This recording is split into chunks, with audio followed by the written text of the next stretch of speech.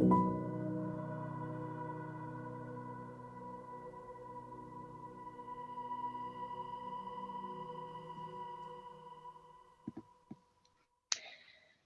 good evening, everyone, and welcome to the final talk in our lecture series in collaboration with the Historic Towns Trust. We've taken you the length and breadth of Britain, from the copper mines of Swansea to Edinburgh mapmakers, and we're finishing by taking you to Beverley in East Yorkshire. And we'll find out all about that soon enough. And before we do that, I've just got some housekeeping. So there will be an opportunity for questions at the end. So if you have any questions or comments, put them in the chat or the Q&A boxes below at the bottom of your screen, and we'll answer them at the end. You're also all muted just to keep things running smoothly. Our tech team is on hand, so if you have any issues, just pop them in the chat and we'll get back to you. And without further ado, let me hand you over to the BALH chairman, Paul, who will tell you a little bit more about this evening. Good evening, everyone. Thanks, Catherine. Hi from a very soggy Brentford in West London. Hope you can all tell us where you are around the country, around the world this evening. So just to say, this is the final of our four lecture series in collaboration with the Historic Towns Trust. I think we've had 3 excellent lectures so far from Louise, Matthew and John, and I'm sure Barbara is going to give us something equally spectacular this evening. Just also like to say, while he's in the room, my formal thanks to Nick, who actually is kind of the brains behind this lecture program. He first approached the BALH a couple of years ago and made a very reasonable suggestion, which we've hopefully developed into a lovely lecture program. We're discussing this evening the possibilities for a 3rd series this time next year. So welcome, everybody. And I will now hand over to Nick, who's actually going to chair this evening's talk. Thanks all. Thank you very much, Paul. Yeah, it's been an absolute pleasure and a privilege to be involved in this series. My name's Nick McLee. I'm the map curator at the Bodleian Library in Oxford, but I'm also a trustee of the Historic Towns Trust. So that's very much where I'm coming from in terms of this evening's talk. Now, before I introduce Barbara formally, I ought to mention about my association with Beverley, which is limited to one very wet afternoon on the 19th of August 1990, where I was on a cricket tour playing for Northumberland County Council County Hall Stars, and we went to Beverley. It was the last match of our tour, and all I remember it being a very soggy, damp day, but we played. And I managed to contact my former colleagues in Northumberland and managed to get a copy of the scorebook for the match. And we were roundly beaten, which was very disappointing, obviously. But I thought, who did we play against? I can't remember who we played against. And in the scorebook, it said we played at Flemingate, and we played against a team called Hodgson's. Now, Hodgson's meant nothing to me at all. So I went straight to my Historic Towns Trust, the new map of Beverley, which I'll sort of flash up on screen here. You won't be able to see it properly, but I looked at the map, and on the map, I could find the cricket ground that we played on. But what I also found was Hodgson's Tannery, which was across the road from the cricket ground, which was fascinating. I went to the back of the map and read that Hodgson's was in fact the largest employer in Beverley at in the late 19th century. So that was a fascinating start. I also noticed a place called Fleming House, and when I looked at a modern map of Beverley, Fleming House is now a pub called Hodgson's. So everything fitted together very, very neatly indeed, and that's the power and beauty of these maps. But enough about that. We're here to listen to Barbara, and Barbara was brought up in York. Great place to learn to be a historian, she tells me. She attended St Andrews University and wrote a doctoral dissertation on the Lords of Holderness, 1066 to 1260. She's worked as an archivist in the West Riding of Yorkshire, in publishing in Edinburgh, working on medieval texts. She's worked at the Open University and at Hull University, ending as a Professor Emeritus. On retirement, she went to Princeton University as a research fellow. She's lived in Beverley for over 50 years and continually worries about the town and conservation in general. She's now a free woman of Beverley and has an MBE for services to conservation, although she adds, or more accurately, for annoying the council. She's the author of some 70+ books and articles, many on Yorkshire topics. So without further ado, I am delighted to welcome Barbara, and I want to learn an awful lot more about Beverley. So over to you, Barbara. Thank you.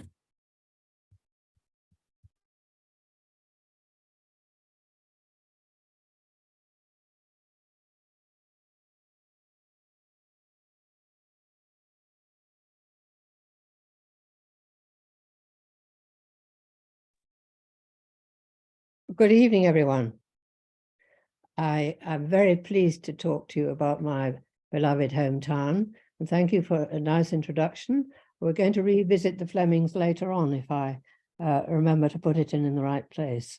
I found our map for Beverley, as Nick said, extremely useful. It's very good for planning discussions because of all the layers of information that are put on it. Some of you will know the some of you will know the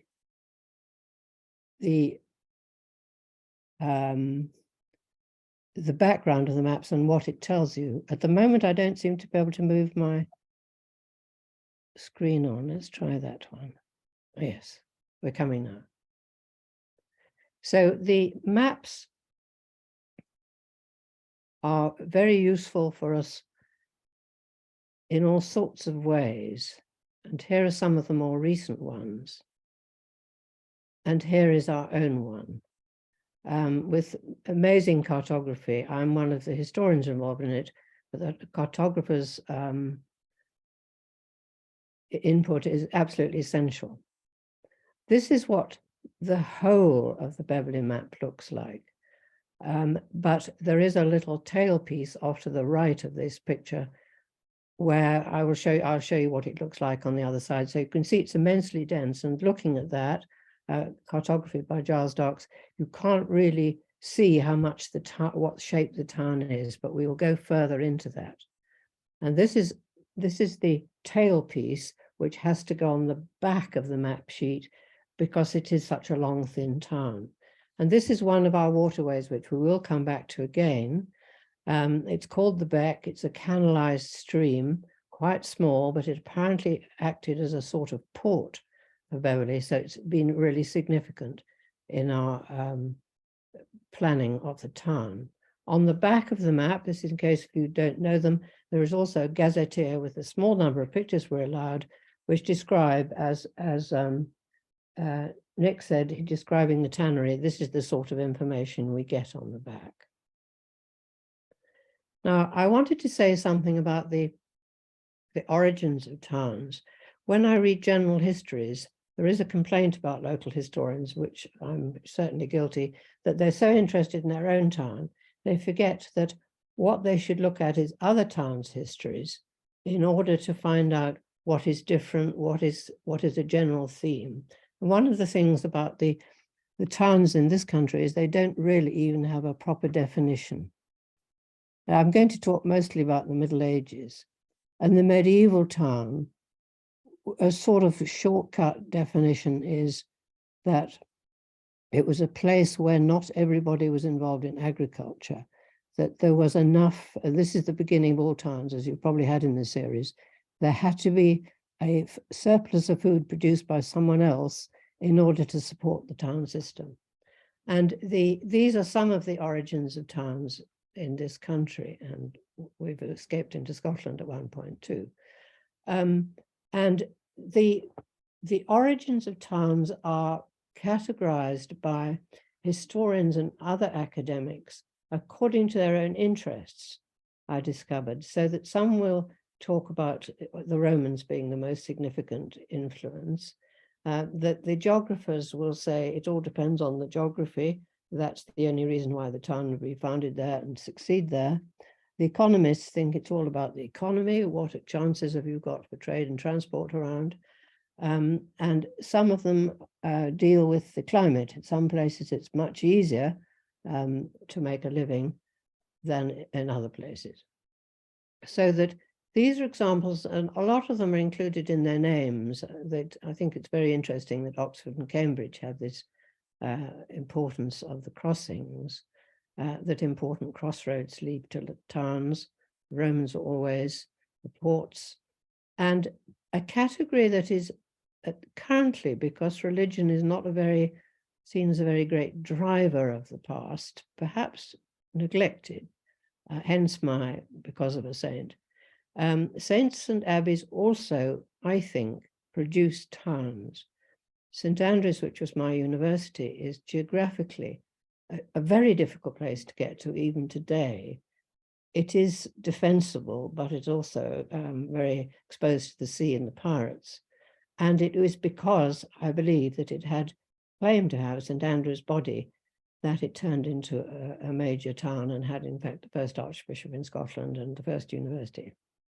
And Beverley, I think, is one of those. There's also a category of new towns done for purely economic reasons, and not all towns worked, which I think we have to remember. They were quite capable of falling. Now, our town was built around this super saint, John of Beverley, who was Bishop of York, retired to a monastery he'd built in the woods and died there and became a saint. And this is the remains of our ancient oak woodland. It looks a bit skinny here, but it really has some serious oak trees on the edge of our town. And we think that when St. John came, he was one of those people seeking solitude, and he built his monastery in the woods, which is not a very good place to found a town, you might say. And it is also the place he chose for his monastery, extremely wet. Even now it is floodplain, and that also affected the way the town managed to grow. And we did, I think, have beavers, though their remains are very, very rare to find in archaeology. So the name of the town appeared to be the Beaver Lake. And the town's coat of arms, seen here on the Market Cross, that rather peculiar thing at the top is actually a beaver, and it's above the rippling water of the lake. So by 1584 at least, possibly earlier, possibly much earlier, they believed that their Beverley came from a beaver lake. And the lake is certainly there, not as a wet space, but as a peat quarry. When I first came to Beverley, they sold peat from this site because there was a lake that lapped up on the south side of Beverley Minster, which was, I guess, fine for the monastery, but very hard to build a town. So in fact, the town grew northwards. Inside the minster, which is a very splendid Gothic church, there is this rather probably misleading version that St. John of Beverley is buried here. We don't think he was buried there. He had a shrine elsewhere, and he was probably, the shrine was broken up at the Reformation, and it's very doubtful where, if anywhere, John lives. But it gives you a sort of summary of his, it is right in the middle of the nave, a summary of his lifestyle, his life. Now, the thing about a great saint was that it was a draw to pilgrims, and pilgrims came from all over the north of England to be cured by John, who had some seriously good miracles, which I could go into, but perhaps not tonight, that all seemed very realistic. And he went on curing people for the whole of the Middle Ages, as long as the shrine lasted.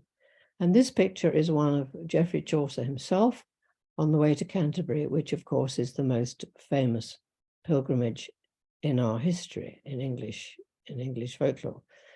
And pilgrims required food and drink and lodging, and very often, as a lot of you will know, took tokens home. So there was a kind of a gift shop as well.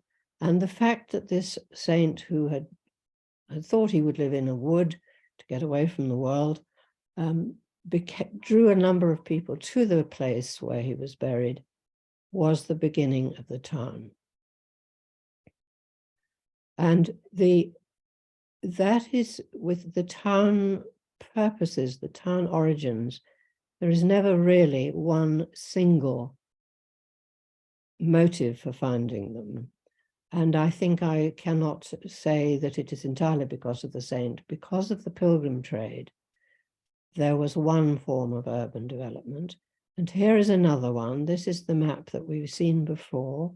And the street just to the left up here, get my laser, up here is called Fleming Gate, this one that goes to the Minster.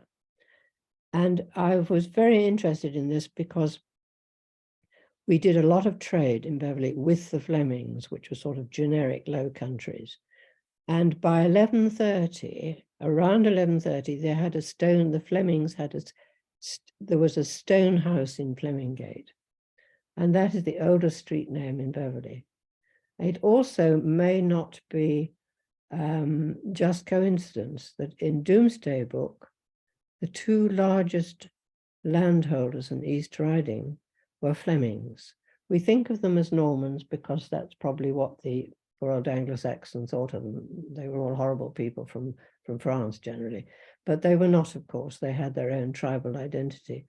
And so the Flemings were a part of bringing, they came for the war and they brought back the brick industry and they brought a lot of things from Europe. For a long time, the trade across the North Sea was very important until Hull became the dominant port. And the people from Fleming Gate, I should say, went down that little stream into the River Hull, turned right and went south and went through what was to become Hull, but Hull was not at this moment there. Now, this is a close-up of the center of our wonderful map, and it is this particular shape. Here is the Minster, and here it is again, of course, and there's though not much development there until very recently. And at the north end of town, northeast, but we sort of tend to think of it as north and south, here is the other great church, St. Mary's, and here is the bar, the North Bar, which was the defensive gateway, mainly, I think, for toll purposes, that closed the town at the end until the 18th century expanded beyond it. So you can see that how tightly built it is and how it has this sinuous shape. No Roman influence there, unlike York, where you can still see the grid pattern, but following the course of streams, which we have, in fact, Giles has put on the map in some places to show the significance of the streams. This is the North Bar, a 15th century great brickwork, and probably the brick was a trade learnt from the Low Countries, from the sort of Flemings connection. And this is sort of typical of Beverley. There's actually nothing there new if you exclude the cars. It is a very conservative town, and that has kept it safe for a very long time. This is one of the early, rather pretty maps, and shows better than perhaps having to follow the Beck side, the port side on the back of our map, shows that this is Fleming Gate. Here's the Minster, and Fleming goes all the way down here till it gets to the Beck, that little blue bit, and that is in 1811. And that's the shape that it stayed. Even in 1811, you see there isn't really very much town there. And we are very lucky, the benefits of having this wonderful church, and also that it's surrounded, town is surrounded on all sides by common land, pasture. This is the most westward, the most glamorous of them, but there are others I'll show you in the map. And on the south side of the town, to the right of this picture, the Archbishop of York, who owned the town, had a very large deer park.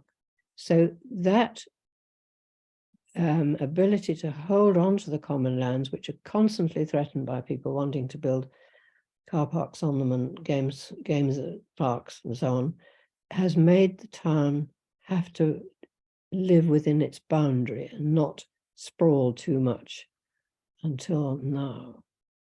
Most of our towns will have a doomsday entry. No, cancel that. Most of our medieval towns will have a doomsday entry. And this one for Beverley is listed. The Doomsday Book categorizes its holdings among who owns them, or who held them, more accurately. And Beverley is listed within the lands of the Archbishop of York and his canons and his men. Well, it's very nice for the Archbishop, and the canons for the Minster people. But it also says in the first line, in Beverley, the ploughlands, the caricates of St. John, that's the Minster people, were always free from the king's geld, or the king's tax. And because of that, unfortunately, we don't get very much information about it. It does tell us that the value's gone down a bit, and it tells it's got pasturable woodland of considerable size. But if it had been York, which was not entirely owned by the church, you had 3.5 columns of this, including the street name. So I'm rather envious of that. But that is the beginning of Beverley, already a considerable place and already exempt and already in the hands of the church. And my comments about pilgrims needing stuff led to markets. And the first market, and we don't know its original date, is this brown area here. And all that's left of it now, and you'll see this in the historic map, is that little bit. All this has got turned into other use. And this is not, of course, from England or Yorkshire, because we don't have such lovely pictures. From the Low Countries, that's what a cloth market might have looked like. So you see there's a lot of cloth in the cupboard up here. People are buying other things too. This guy's got some rather nice pointed shoes and a pair of boots and stuff, and this one's buying plate. But our markets became absolutely essential to the growth and wealth of the town, but they were constantly encroached upon by building, and they brought people to Beverley who would not otherwise have come. Here it is in the historic map. The triangular remains of the Wednesday market, and this stuff here is all infill. We believe that the original marketplace was like that, and that there were stalls. Well, we know something about the stalls being put up and down, and people came from London and people came from across the continent, buying mainly woolen cloth. That was the main industry. The other thing this map shows, though we haven't got the whole of the Minster on it, is how many clerical buildings there were. The Minster had 7 or 8 canons who held prebends, that's chunks of land and property and so on, mainly rents, and they occupied a great deal of this place, Trinity Lane. All these are religious buildings. Primitive Methodists are a bit later. Now we think that, well, we know from bit later history than Doomsday time that the Archbishop and the canons of the Minster got on really rather badly, and the Wednesday market seemed to belong to the canons, and they kept a toehold, more than the toehold, of all the property around the Minster. So the Archbishop of York, I think, decided that he would have his own market and his own bit of the town further north. And he managed to get, this is a very early charter, it's one of the earliest charters in English history, to make Beverley a borough, which gave it a lot of privileges. And in fact, it was given the trading privileges of York. And it was the borough until 1974, when we had government reorganization. And this charter, among other things, it talks about the market, which is connected, the markets and the fairs, which are connected with St. John.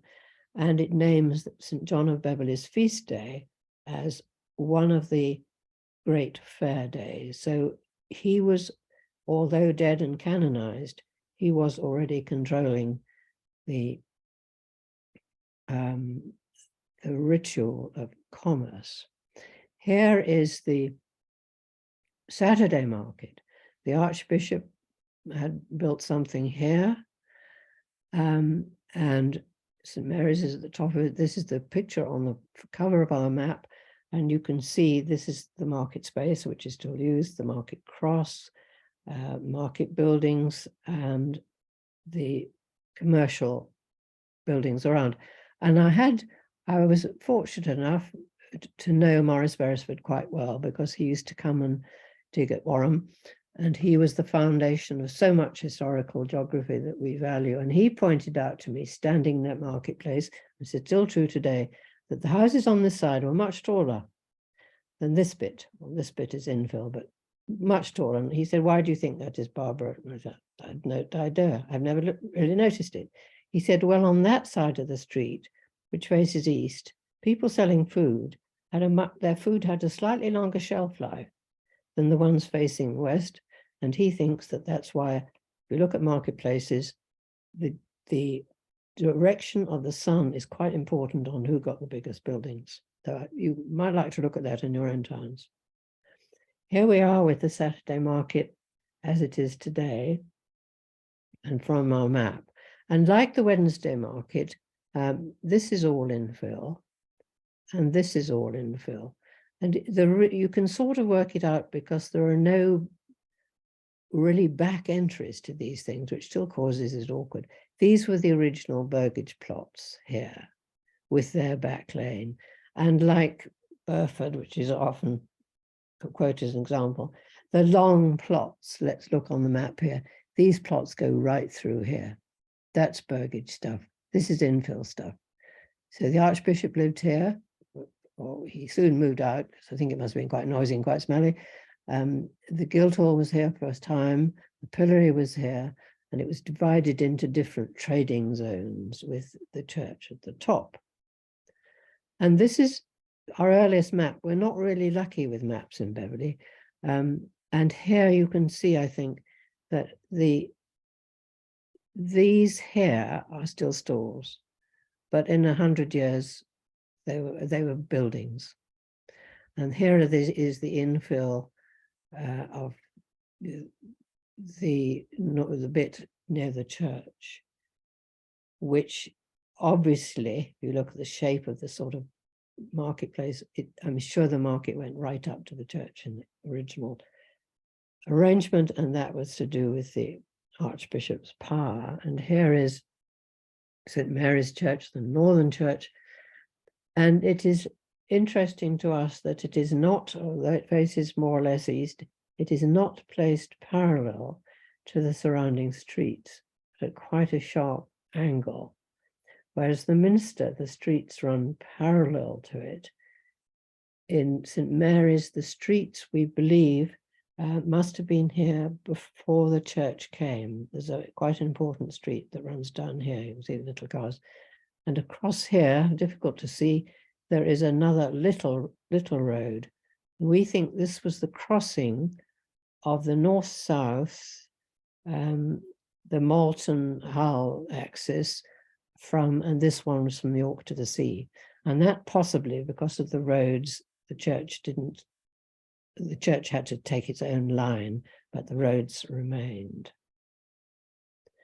Just an example of, not very easy to read, but we have very, very good town records. And what was happening in Saturday Market in 1407, in the first line, I think you can probably see that they used this rather charming word, shoppe, S-C-H-O-P-P-E, and that's when they paid their rents. They weren't very big rents, 20 shillings, but the property changing hands in the marketplaces, you paid a large lump sum to get entrance and then a small rent. So that in a way you were kind of dealing with futures, I suppose. The council got its money quickly and you paid the rent. This is what the marketplace looks like today. And I'm going to say at the end that I think the markets are essential to the continuation of Beverley's prosperity. And they are connected with the church right from the word go. This was the Corn Exchange. It's now a shop. The fish markets were up here. The butchers were up here somewhere. Now, we had an enormous number of tradesmen, and you will hardly have time to read all this because I'm not going to leave it on for a long time, but just to see how many things were going on. All these people were in guilds. Sometimes they combined the guild, sometimes they dissolved one, sometimes they split. But we know about the guild names from the books which the town has still got about the plays that were done, of course, related to St. John's Feast, the pageant plays that we don't have the text for, but you know about them, I imagine, particularly from York. And as well as the great houses that lived around Beverley, particularly the Percy houses at Leconfield and Wressor, they came to Beverley, or they sent their caterer to Beverley to get stuff. And they actually sent to Beverley in 1520, the great household book, to buy sauces. I think that was absolutely astonishing that there was a sauce maker who served a castle of 160 men. And also they asked, if the caterer asked if you could get parsley from Beverley, which brought from the Earl, no, we've got gardens, you can grow your own parsley. That was the only time he ever seemed to object to the extreme extravagance of his household. We know a bit about some of our merchants. There's a wonderful book about the merchants of York, Hull and Beverley by Jenny Commode. And by chance in St. Mary's Church, there is a man here who gave a pillar, or actually more than one pillar, to the church after it had fallen down. And he's called John Crossley, as you can see. And you can trace them through their wills, as Commode has done, through their trading books, through their the customs accounts of Hull. So we do know a little bit about them. And that's interesting too. And of course, they had involvement in war and in shipping. They had to provide shipping for the kings. Now, it wasn't essential. It wasn't foreordained that Beverley, or indeed any of these early medieval towns, would survive. And this splendid map in the British Library, which is now so loved that you can't even see it, but you can only get pictures of it. And it's not, I'm afraid, a particularly good slide, shows some of the rival towns that could have squashed Beverley. And here is a close-up of the southern bit of it. Here is Hull. By 1520, in the 1600s, doing pretty well.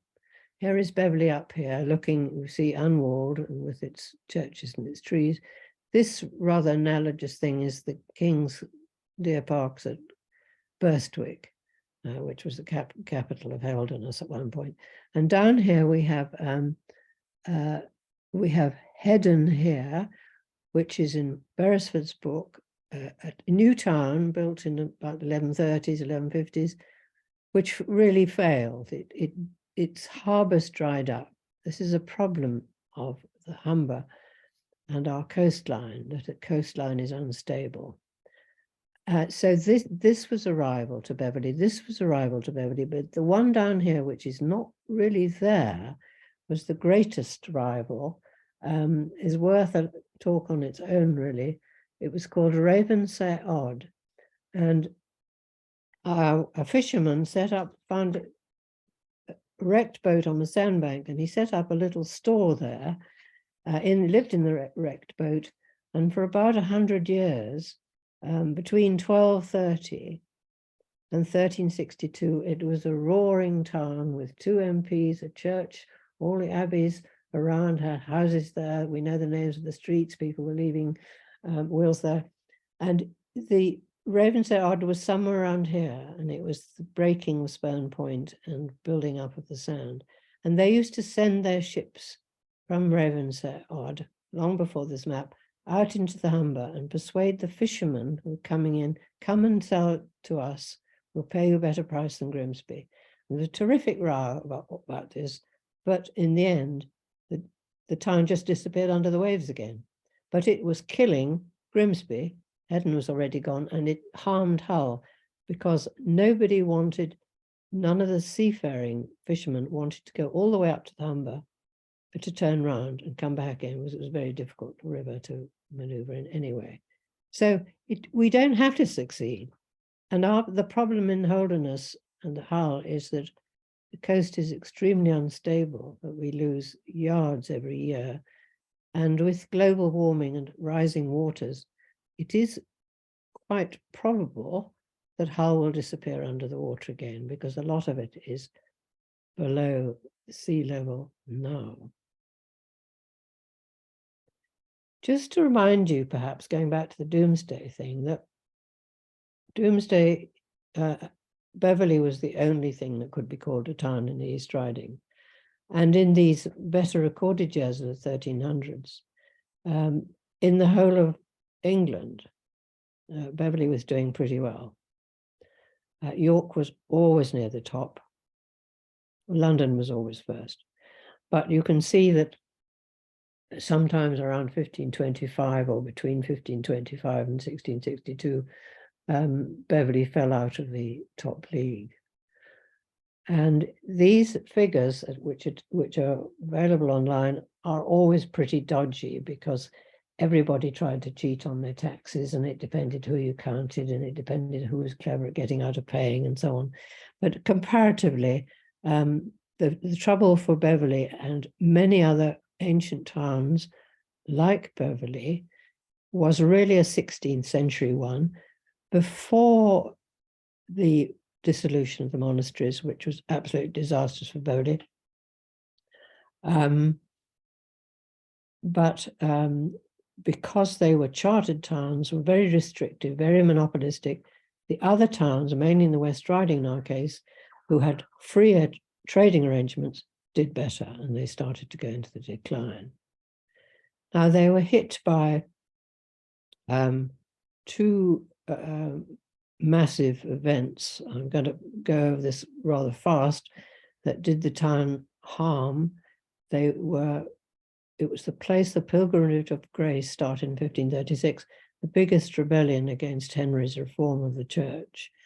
The one on the left is a pilgrim badge, allegedly, but we're a bit uncertain about that, but it certainly comes from that sort of time. And on this one, Henry VIII ordered Mews Abbey to be dissolved, big Cistercian abbey, and told his masons to take the stones from Mews and build Hull city walls with them, which they did. And when Hull city walls were knocked down 300 years later, they found that the abbot's tombstones were actually in the footings of the town walls. Unfortunately, I can't read that black letter, so I don't know really quite what it told me. So Henry was very angry with Beverley and punished it. Didn't come to Beverley, supported Hull, built up Hull. So Beverley lost, in these 10 years or so, all its religious houses. One of my predecessors said he thought that in the High Middle Ages, 1 in every 4 men in Beverley was in clerical orders. And that's the kind of damage that happened. The Minster had 77 men working there, men and boys. It had 2 after the Reformation. Elizabeth was better to us. She gave enormous amount of property to the town and saved it from falling to bits. It had had about 50 years where they were falling into the street. Houses fell down, really disaster. Elizabeth gave them a lot of land, around 250. And this property was given back to the town for the benefit of the 2 churches. So in a way, the saint is waving his wand again. And St. Mary's decided in the 1800s to mark its properties with these lovely stones, which are obviously very useful for us to know that the church was property and that it was there at that time. Then we had another blast from London, you might say. Charles I came to stay in Beverley, and he was trying to get hold of Hull, which had the arsenal that he needed for his Scottish wars, or eventually, of course, his Civil War, which was in Hull, and he was rejected the gate of Hull. And then they had another bad time, like the fall of the religious houses when civil war raged over the town.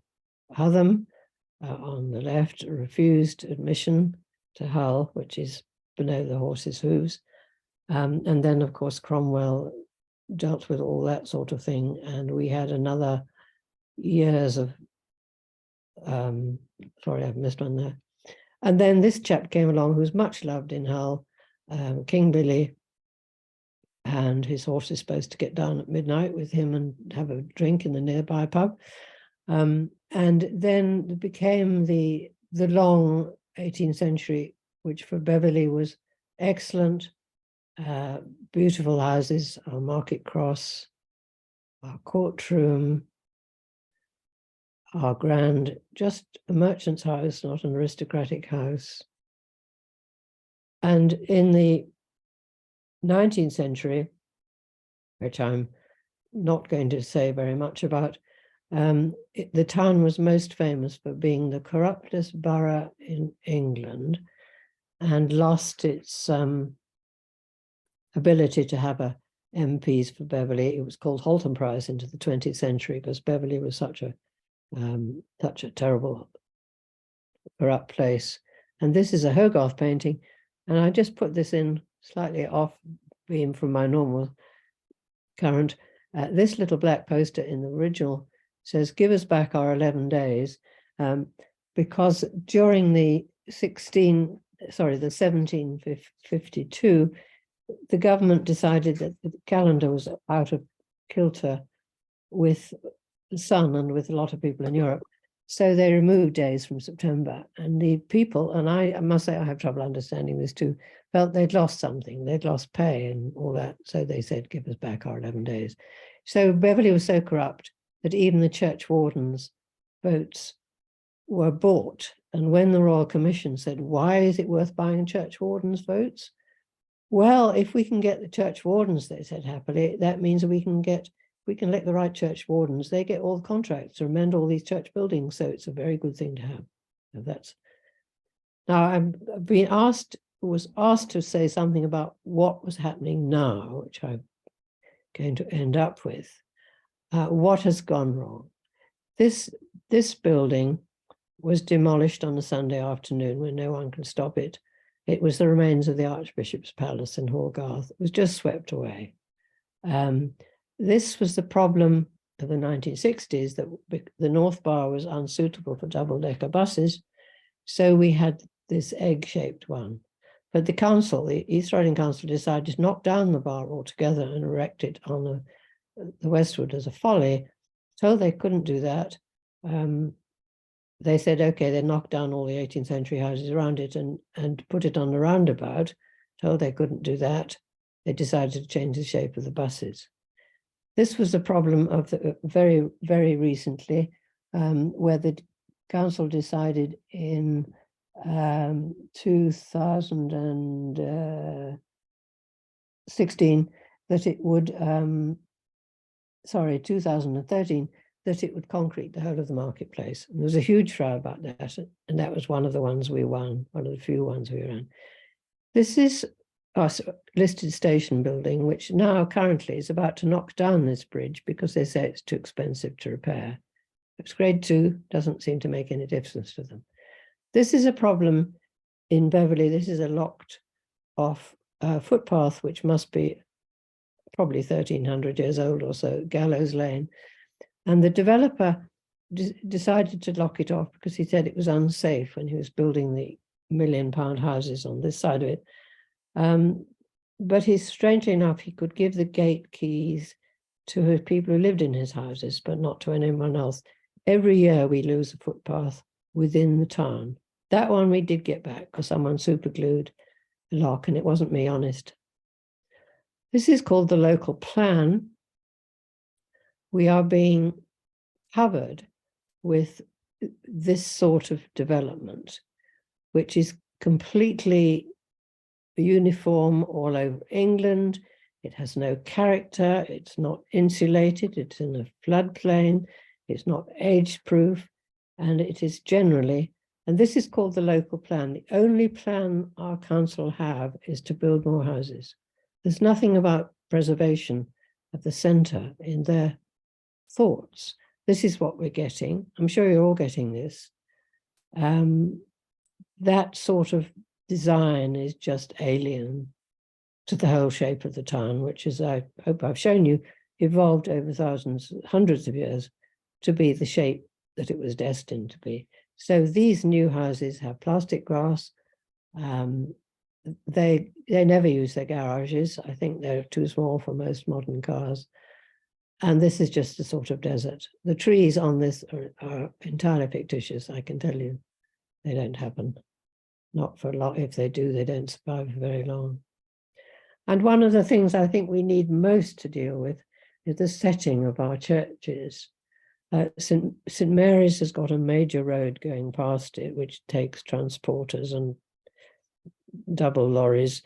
And this is the Minster. It's very unloved. It's covered with notices here, all that sort of tat that councils put up.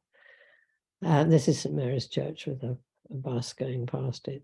So I think that's one of the things that we have to deal with. So I think in some ways town still exists because of the Saints' Minster and its daughter St. Mary's and the markets. And if we could hang on to the churches and make them more integrated into the community so that everything happens there, or much more happens there, and put them in a setting which is worthy of them, like York. I'm very envious of York's beautiful plans for the Minster surrounds, which just get better and better every year. But I fear if we lose either these things, then we will be in trouble. And this is my final slide. Let us make a plan for the settings and use the great churches. Lower or freeze the market rents. Every time the council feels hard up, puts up the market rents, and the traders often go, some of the most important traders. The common lands I haven't said much about are also an enormous asset we have. And for heaven's sake, let's build better houses.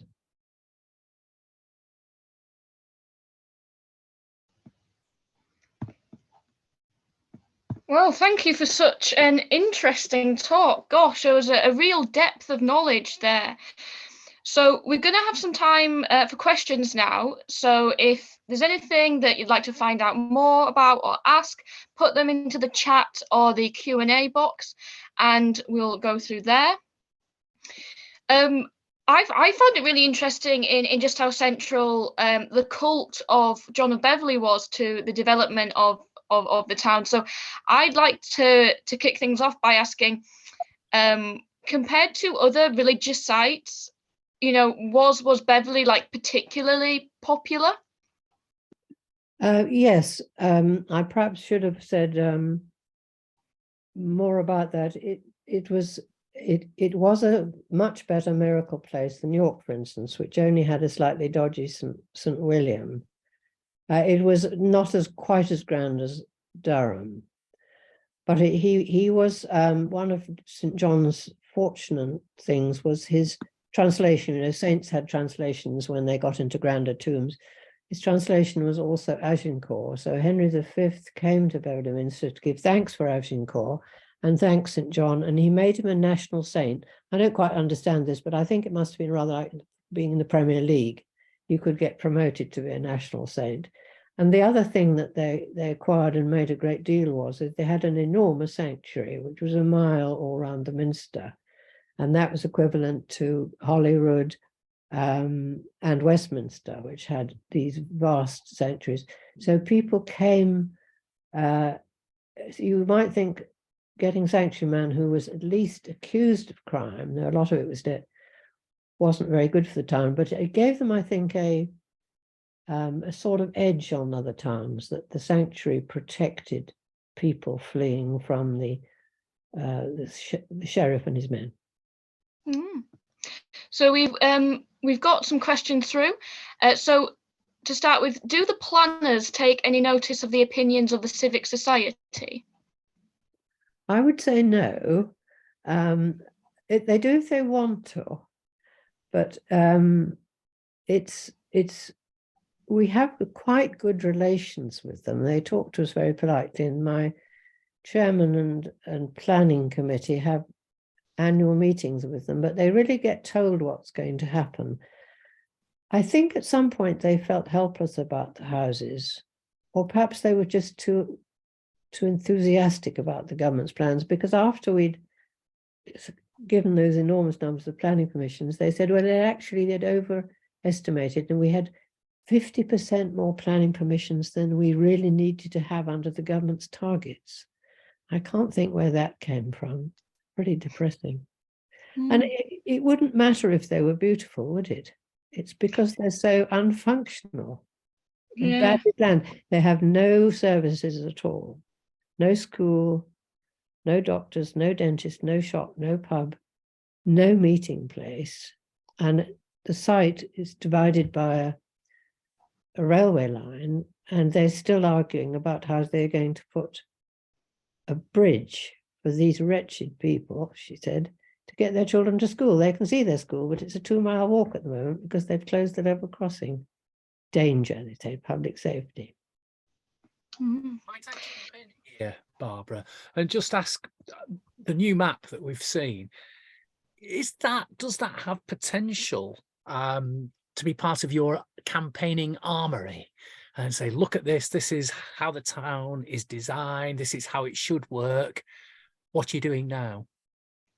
Well, I'd like to think it could, and it is very useful when the planning officers, I don't think there was anything there before, was there, on a brownfield site, and you can use the map because he hasn't really got any counter evidence.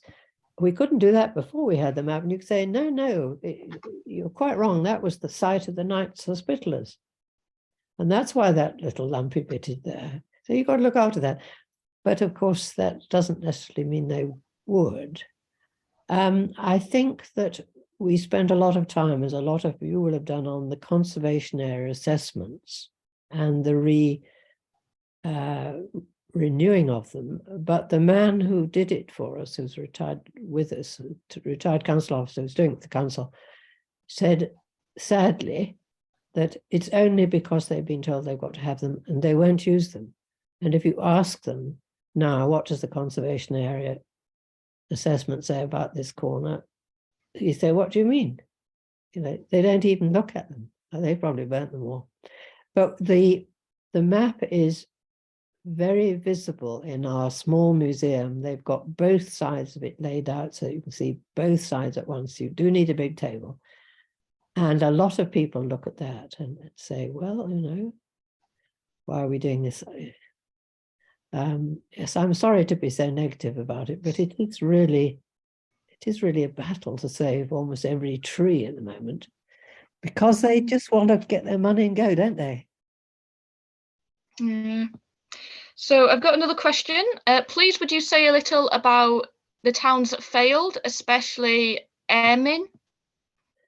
Right. Well, Airmin, it's a clever question. Airmin is on the River Aire, and it's somewhere near, would you say Selby? Anyway, it's the Aire and Calder for you from Leeds. And the Abbot of St. Mary's, York, set it up in the same sort of, the 12th century was the great age of new towns, because all the landowners and the king and the archbishop saw that there was money to be made because they could tax them. And also, I think it was quite convenient to have a town where you could get wine and sauce and parsley if you didn't want to go to York. But they failed. There wasn't enough trade, I think. I don't remember if Beresford, who wrote this book about the new towns of the Middle Ages, whether he said about whether Airmin had failed. I would think it was probably not in quite the right place. What I think they thought they would do is be able to cross the river there. And I don't remember it having a bridge. But if you were asking about Airmin, you probably do know if it had a bridge. You see, that would have mattered a lot. A ferryman who charged you to go across the river is not the way to get big goods in and out. I've got another question. So the slide regarding Beverley trades in 1390 included shipmen. Are these watermen, so people who worked on the canals, and or mariners? I think they were probably both. I think in Beverley they were building quite small ships to go down what is really quite a small stream. But I think if they were real mariners going the whole way to Flanders or perhaps further afield to Norway, they would not be in a guild because they would be mostly away. But that's a bit of my guess about it. There was a shipman's guild in Hull, which had a Noah play, the only play that Hull seemed to have, and I think that's rather engaging, that they had one play and it was ships, and a successful ship at that. Well, something which just occurred to me, because a lot of people initially came to Beverley because of St John. Another draw to Beverley is, well, there's supposed links with Lewis Carroll. There's a carving of a white rabbit in, I think, St Mary's Church in Beverley, which is next to the Minster. Although having done a little research in this myself, I'm a bit skeptical, because it's sort of the thing where once you want to start looking for white rabbits, you'll end up looking for them everywhere. But I think in terms of the popular sort of appeal of Beverley, I think Lewis Carroll is definitely, I think, probably on equal terms with St John now. Well, I rather doubt that. Like you, I think it's a very iffy story. It's actually more like the hare than the white rabbit. And have researched this a bit, because one is always being asked, is it really? And I think, well, no, it isn't really, but people want to believe it.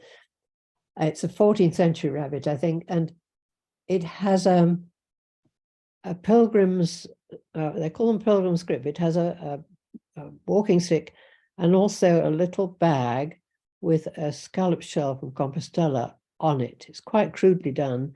So it is worth introducing it that we did have pilgrims going to Compostela. And that must have been, somebody in the church must have been interested enough to do that.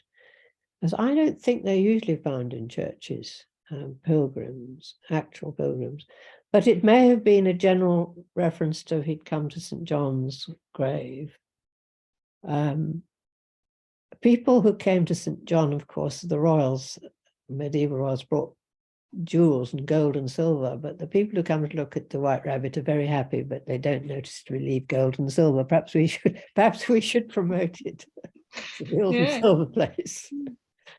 So just got time for a few more questions. I've got another one. It looks like Beverley became prosperous again in the 18th century. What happened to change its post-Reformation fortunes? Yeah, that's a really good question. Well, there was a kind of different form of county government. I'm not really very much up in this, but the quarter sessions were held in Beverley. I think the quarter sessions must have been a late 17th century invention. Somebody will be able to tell me about that. And the quarter sessions, unlike the people running Beverley, who were all merchants, these were the gentry.